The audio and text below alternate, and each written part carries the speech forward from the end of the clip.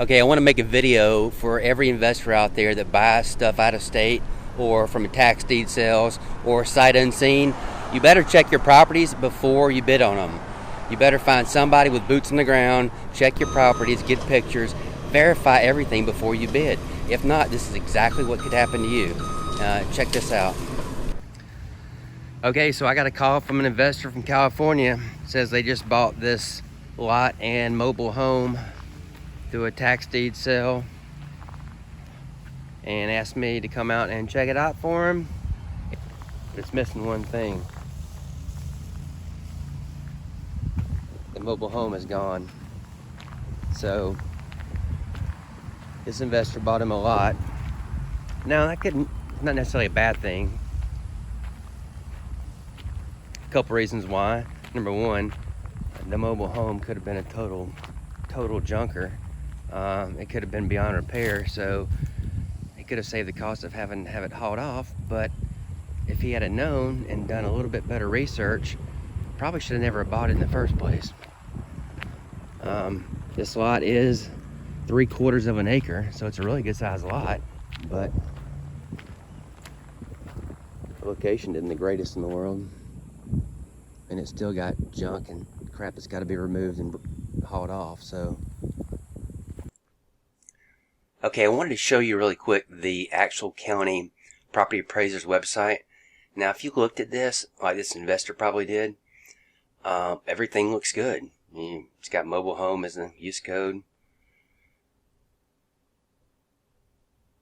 It's got all the parameters, dimensions, and such with a picture from March 2019. So there looks like there's a mobile home there, right? I mean, we all know you can't judge anything by a picture that's over a year old, but point is, just looking at the county records, you would think that everything is on the up and up and this property's fine, just by looking here.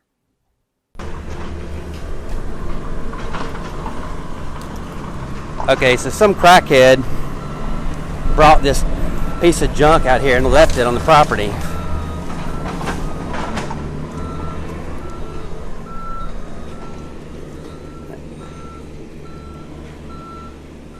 What I want to know is how in the hell did they get this thing out here?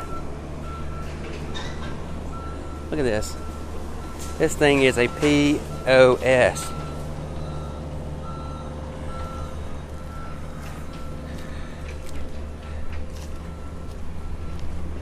So I was also told they were supposedly living in this 6x6 shed out here. There was a big travel trailer type cargo thing over there earlier, but look at this.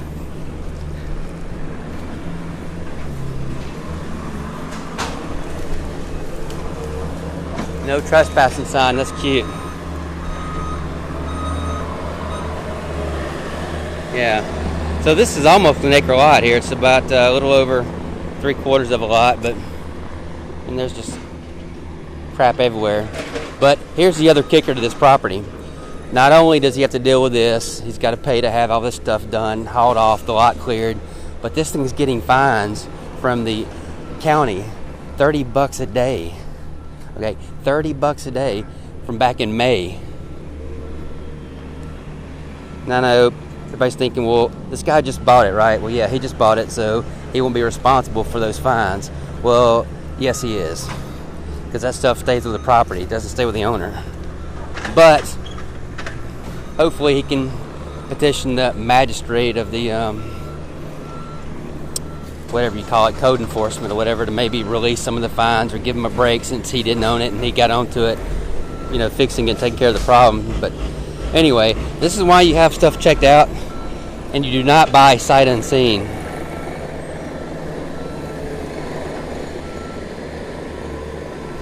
I asked the neighbor what happened to the mobile home that was right there, and she said the crackheads burn it down. I guess that goes in line with the code enforcement officer saying that they were chopping down these trees on the property just to burn firewood. It's crazy.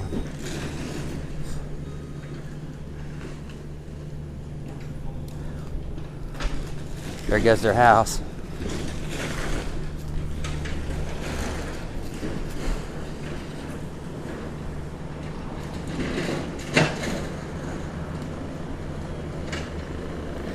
Luckily, the investor that bought this is still going to make a profit, unbelievably. But I told him he's actually probably lucky. If that mobile home would have been here and it had been trash or whatever else, and he had to deal with that and getting it hauled off or whatever, and that would have been a lot more costly. So in the long run, it probably came out okay. Like I said, he's not going to lose money, still going to make a little bit of profit, but nothing like he was expecting. But I've been selling foreclosures and doing real estate for over 18 years and sold thousands of properties. I'm telling you right now, you never buy something without having it checked out before you buy it, especially here in Florida. You never know. I don't care if it's even a week or so. It's the same thing as having a doing a final walkthrough before you close in your regular home. You want to do a final walkthrough. If anything else, you just want to make sure everything's there. You just never know with people. So same way, you'd never bid and buy something without seeing it, or having someone see it and take pictures. But